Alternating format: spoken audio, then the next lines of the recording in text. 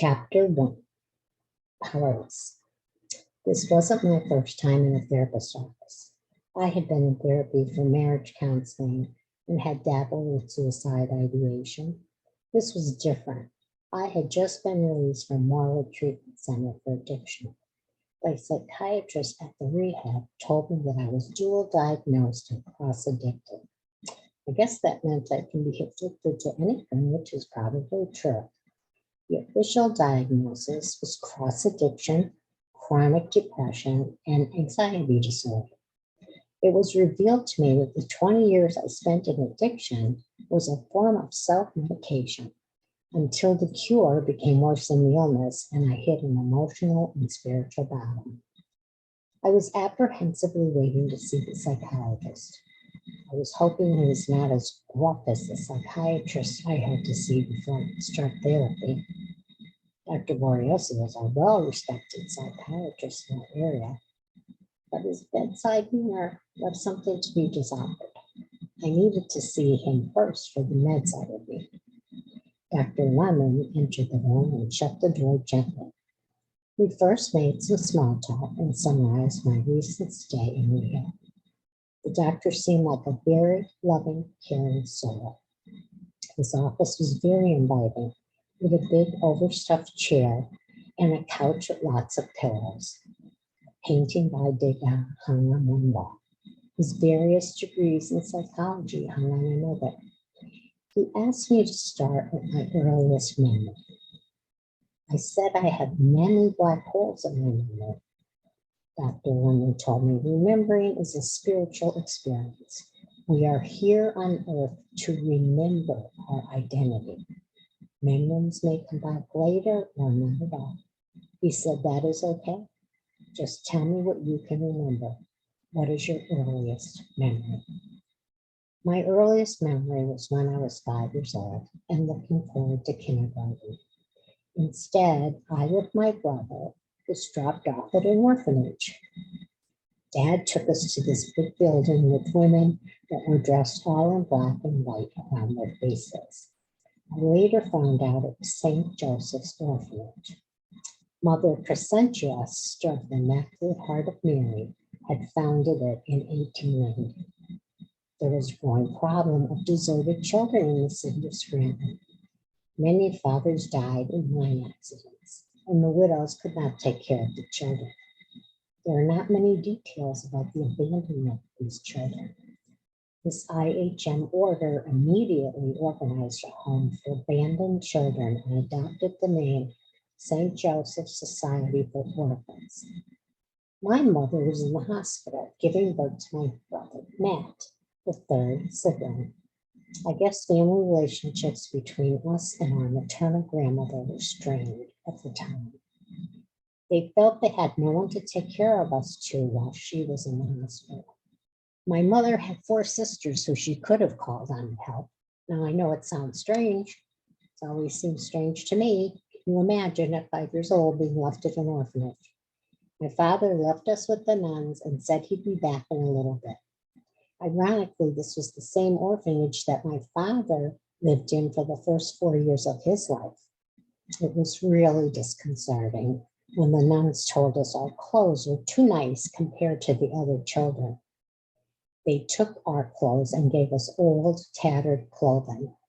I remember well because they were scratchy, probably wool. They told us the boys and girls must be separate. They took my brother away. I remember that night sleeping in a bunk bed with another little girl. In the morning, we lined up to use the bathroom.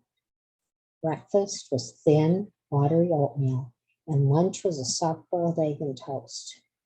Then we were herded out to the playground. I saw my brother Joe.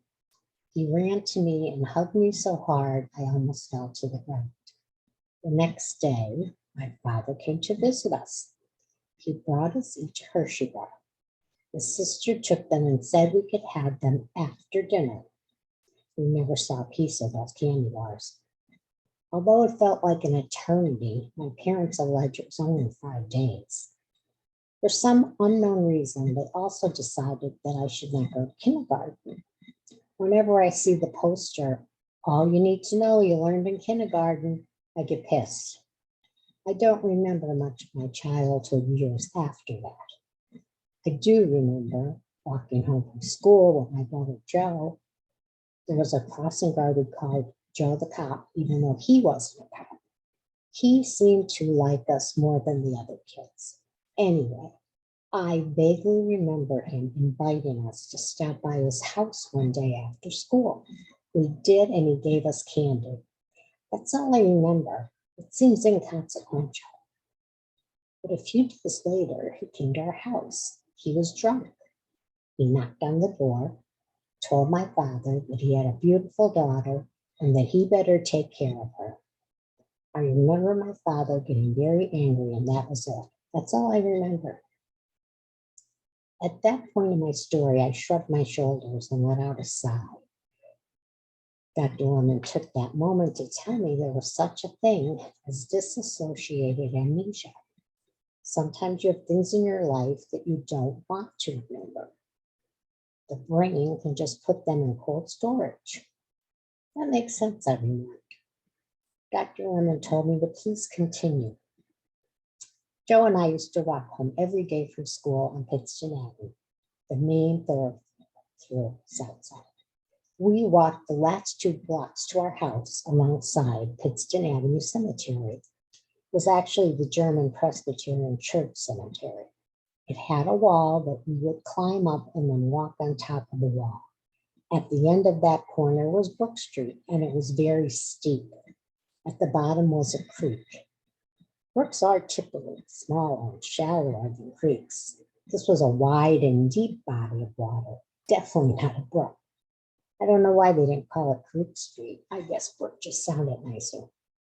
Behind that creek was a wooded area that we called Cow Hill. Joe and I used to love playing on Cow Hill. We built forts and hideaways. We also would like to play in the alleys behind our home with other neighborhood kids. You mostly stuck to your own block. My house was on Pittston Avenue, and it was bordered by Brook and Cherry Street. And then the bottom street was Cedar Avenue. My brother and I could do anything if we stayed on the block. The weekends in my house were especially nightmarish. On Fridays, when he reached home after school, we held our breath and opened the front door. If my father had a glass of beer in front of him, we knew it was going to be a hell weekend. If there wasn't a glass of beer, we sighed a sigh of relief. My father was a binge drinker. Monday through Friday, he would work the night shift at the Capitol Records factory. Some weekends, he would cut grass for people to make extra money. There was a weekend where there was no grass to cut, then he would prefer to drink. He was jovial for the first couple of hours, but then came the witching hour we all dreaded. We would lay in our beds and wait to see whose name would be called. Usually he would start with my mother. We would hear them at the kitchen table, mostly hearing my father shouting and pounding the table. Then he would call one of 2 names. He would either call Marie or Joe. If he called Joe, it was a shorter ordeal, but a horrible hell. At some point, I would hear him take off his belt. He would beat my brother and then send him back to bed. If he called Marie, it was a seemingly never-ending hell. He would talk endlessly about his childhood and how he had been wronged and humiliated by his family. After an hour or so, he would look at me and say, "If looks could kill, I would be dead. There is such hate coming from your eyes."